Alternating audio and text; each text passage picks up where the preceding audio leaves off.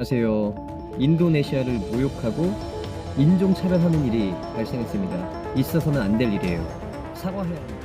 Tak ada yang menyangka malam konser bisa berubah jadi detonator konflik lintas negara. Awalnya, hanya soal aturan dan satu penonton yang dikeluarkan. Tapi dalam sekejap, lini massa berubah jadi lautan api. Followers rontok, nama-nama besar K-pop diserbu, siaran langsung penuh intimidasi, dan isu serangan siber mulai berembus kencang. Ini bukan sekadar fan war, ini pertarungan reputasi, harga diri, dan kekuatan digital Asia. Semua berawal dari Malaysia, kini dampaknya mengguncang Seoul dan seluruh Asia Tenggara. Apakah industri hiburan Korea Selatan akan turun tangan dan meredam badai? Atau justru ego kedua kubu membuat perang ini makin tak terkendali? Siapakah yang akan kehabisan napas lebih dulu? K-Nets atau Sibling? Bayangkan sebuah konser yang seharusnya menjadi pesta musik berubah menjadi pemicu konflik digital lintas negara.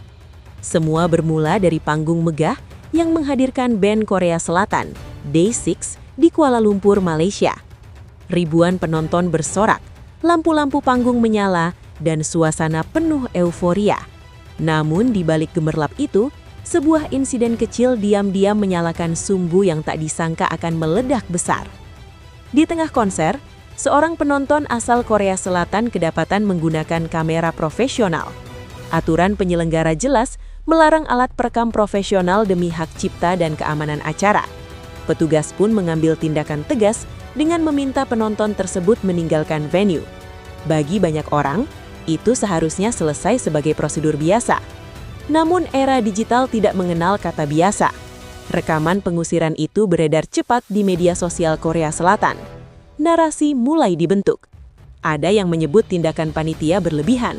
Ada pula yang menganggap penonton dipermalukan.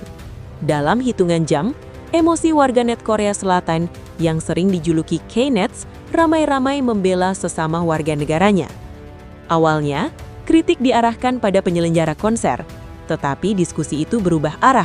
Sebagian komentar mulai menyerang tuan rumah dan bahkan melebar ke Asia Tenggara secara umum. Disinilah situasi berubah drastis. Komentar bernada rasis mulai bermunculan. Asia Tenggara disebut tertinggal, tidak profesional, bahkan dihina dari sisi fisik dan budaya. Kata-kata yang menyentuh isu ras, agama, dan identitas membuat luka yang jauh lebih dalam daripada sekadar perdebatan konser. Reaksi pun tak terhindarkan. Warganet Asia Tenggara yang kemudian menyebut diri mereka sebagai Sibling bergerak cepat. Indonesia, Malaysia, Thailand, Filipina hingga Vietnam bersatu dalam satu narasi, melawan hinaan dengan kekuatan digital. Gelombang perlawanan dimulai dari unfollow massal terhadap artis K-pop dan aktor drama Korea. Ribuan, lalu ratusan ribu, kemudian jutaan akun menarik dukungan mereka. Angka followers turun drastis dalam waktu singkat. Tak hanya itu, kolom komentar di Instagram dan X dibanjiri protes. Tagar-tagar perlawanan muncul silih berganti. Rating karya di berbagai platform digital ikut terdampak. Algoritma yang biasanya mengangkat popularitas, kini justru memperlihatkan sentimen negatif. Dampaknya terasa nyata. Beberapa selebritas memilih mematikan kolom komentar. Ada yang menunda siaran langsung.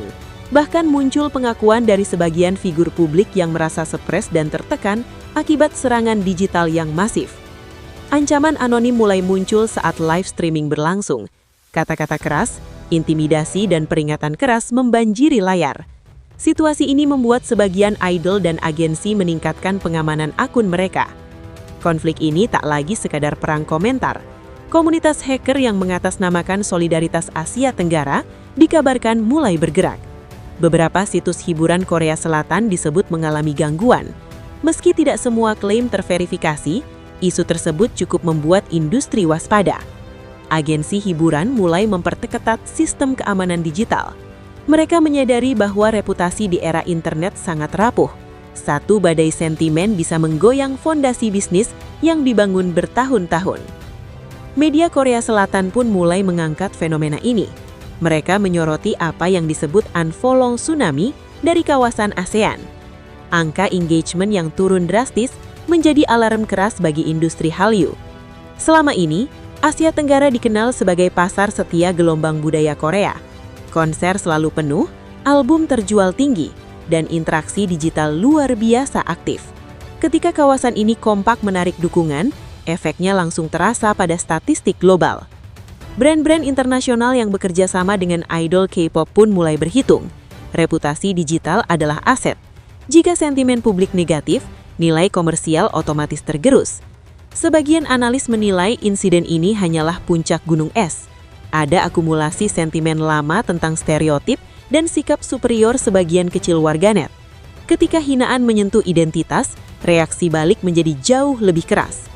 Di sisi lain, tidak semua K-net setuju dengan serangan rasis tersebut. Muncul suara-suara dari Korea Selatan yang meminta introspeksi.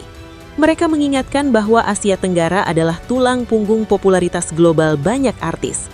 Namun, suara moderat seringkali tenggelam oleh kelompok yang lebih vokal dan emosional. Perang opini pun terjadi di dalam komunitas digital Korea sendiri. Perpecahan mulai terlihat.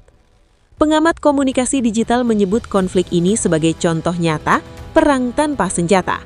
Tidak ada tank, tidak ada rusil, tetapi dampaknya mampu melumpuhkan citra dan kepercayaan. Soft power Korea Selatan yang dibangun lewat musik dan drama menghadapi ujian berat. Selama bertahun-tahun, citra positif menjadi modal utama ekspansi budaya. Kini citra itu dipertaruhkan di ruang maya. Sebagian pihak di Asia Tenggara mulai menyerukan boikot konser dan produk hiburan tertentu. Meski belum terorganisir secara resmi, seruan ini cukup menimbulkan kekhawatiran. Di forum-forum internasional, fenomena ini dibahas sebagai dinamika baru hubungan antar negara di era digital. Bukan pemerintah yang bergerak, melainkan warganet yang mengambil peran. Pertanyaannya kini bukan lagi soal siapa yang pertama salah, melainkan siapa yang berani menghentikan eskalasi. Permintaan maaf resmi bisa menjadi jalan damai, tetapi ego kolektif sering menghalangi. Industri hiburan berada dalam posisi sulit. Mengakui kesalahan bisa dianggap kelemahan oleh sebagian fans, namun diam juga beresiko memperpanjang konflik. Sementara itu, sibling semakin percaya diri. Mereka merasa telah menunjukkan bahwa Asia Tenggara bukan sekadar pasar pasif. Mereka adalah kekuatan digital yang solid. Konflik ini juga menjadi pelajaran tentang bagaimana algoritma mempercepat polarisasi.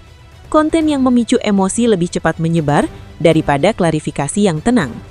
Di tengah panasnya situasi, publik mulai bertanya apakah ini murni konflik fans atau cerminan rasisme yang lebih dalam.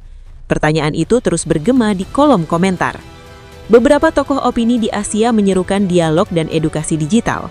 Mereka menilai bahwa perang cyber semacam ini hanya akan merugikan semua pihak.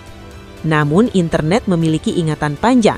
Jejak komentar dan tangkapan layar tak mudah dihapus.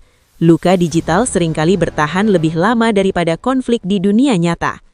Insiden konser yang awalnya tampak sepele, kini telah berubah menjadi simbol harga diri kawasan.